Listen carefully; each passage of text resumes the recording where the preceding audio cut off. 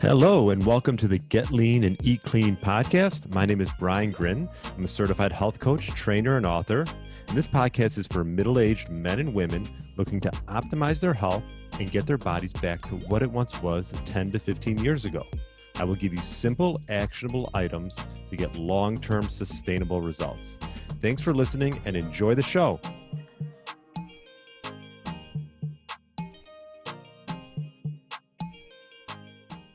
All right, welcome to the Get Lean, Eat Clean podcast. My name is Brian Grin, and I hope you had a great weekend. Happy Tuesday. If you're listening to this on Tuesday, hopefully you listened to my Friday interview with Doc Parsley. We talked all about optimizing sleep and his experience with the Navy SEALs. I think you'll really enjoy that interview if you haven't listened to it.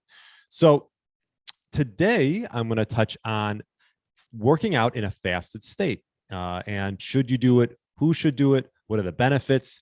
And personally, in my life, I didn't used to work out in a fasted state. I used to work out later in the day, around probably 5 o'clock, and so I had a small meal midway through the day, and then I would work out later on. But I have just found recently that not that recently, actually, probably a few years now, I tend to work out in a fasted state. I enjoy it.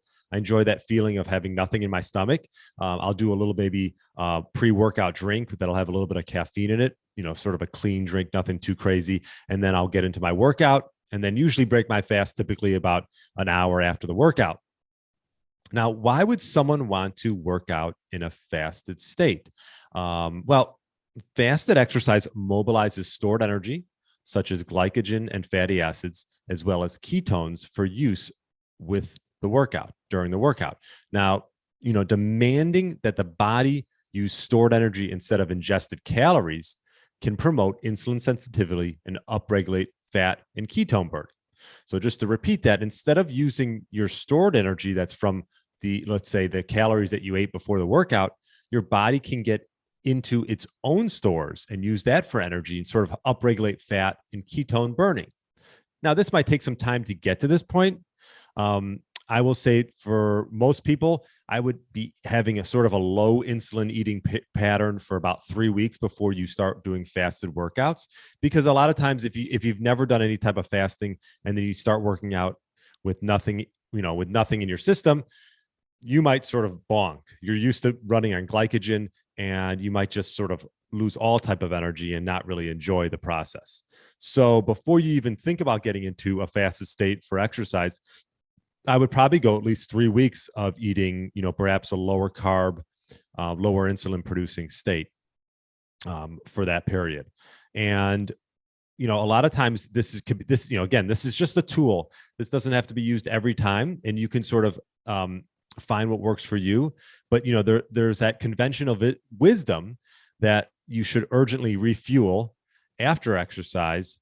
And you're not going to create any type of recovery. You're going to hinder muscle repair. We've learned that metabolic window, that window that you have after you work out, I meant to say anabolic window, growth window, is actually probably about 2 days. So you don't have to chug a protein shake right after you work out. And essentially, a lot of fat and keto adapted athletes, which there's a lot of them. I actually had an interview with Robert Sykes. Definitely check him out. His keto bars, and actually, I'm sorry, they're keto bricks, and we talked all about that in our interview. I'm Robert Sykes, so check that out. But in a fat and keto adapted athlete will experience a diminished need for glucose during exercise, and also in hours after exercise. Just because you're used to getting into your stores of energy and use that your stores of body fat and use that for energy. Refueling with carbs immediately after exercise will indeed replenish glycogen stores, as conventional wisdom always talks about, right? And people think they need to do this. But once you become keto and fat adapted, you don't necessarily have to replenish your glycogen stores right away. Because when you're refueling, you're releasing insulin, and you're sort of removing the adaptive hormones and fatty acids from the bloodstream that may shut off ketone burning. So refueling after exercise, I'm not saying that you shouldn't, especially if you're trying to really grow. But those that are keto adapted and fat adapted don't necessarily need to do it right away.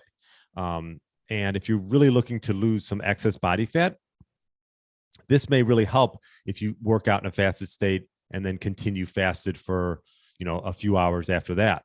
So it sort of depends on your goals, right? If you're looking for maximum growth, yeah, I would say you want to replenish glycogen stores, have a carb dependent meal after the workout. But if you're looking to maybe lose some excess body fat and you've done some low insulin eating for a while now, I would definitely give it a try. Maybe you've plateaued at a certain point. Fasted workouts are great in mobilizing fat stores. So definitely give that a try, especially if you've sort of hit this plateau, which a lot of people get to the point where they just can't burn any more body fat. Perhaps fasted workouts is something you want to try. Like I mentioned before, you definitely want to get into, a low insulin state for, let's say, 3 weeks, like I mentioned. And when you pair fasting with intense exercise, once you get used to that, then you can pretty much do it every time if you want. I mean, I would say most of my workouts are done in a fasted state. And bear in mind, this is just one tool that someone might use to deplete one muscle glycogen and sort of enhance fat burning. But it doesn't necessarily mean that all exercise has to be done in this state, especially if you're going for a long, long period of time. But there's a lot of keto adapted athletes, and they rely on and they love these fasted workouts. So again, use this as a tool and sort of do some self-experimentation on yourself, because you might actually find this to be even more beneficial than working out with some food in you. And so let me know if this is something you want to try or if you have any questions regarding this, because the conventional wisdom, like I mentioned, of needing to have this high carb, high insulin producing diet for energy before a workout is not necessarily the truth, especially if you get into a fat adapted state. So give that a try. Let me know if you have any questions. My answer for you is there's not necessarily one right answer, right? It sort of depends on your goals, how much growth you want as far as, muscle growth. I've still been able to build muscle over the last, 3 years of doing this, working out in a fasted state, eating 2 meals a day. I take DEXA scans every 6 months and I'm putting on muscle. So it's possible. People think that you can't put on muscle if you're always sort of in a fasted state when you're exercising. I think that's false. So give it a try. Let me know how it works for you. And let me know if you have any questions. You can email me at brian@briangrin.com. And yeah, look forward to talking to you on Friday with my next interview. Thanks so much. Thanks for listening to the Get Lean, Eat Clean podcast. I understand there are millions of other podcasts out there and you've chosen to listen to mine, and I appreciate that.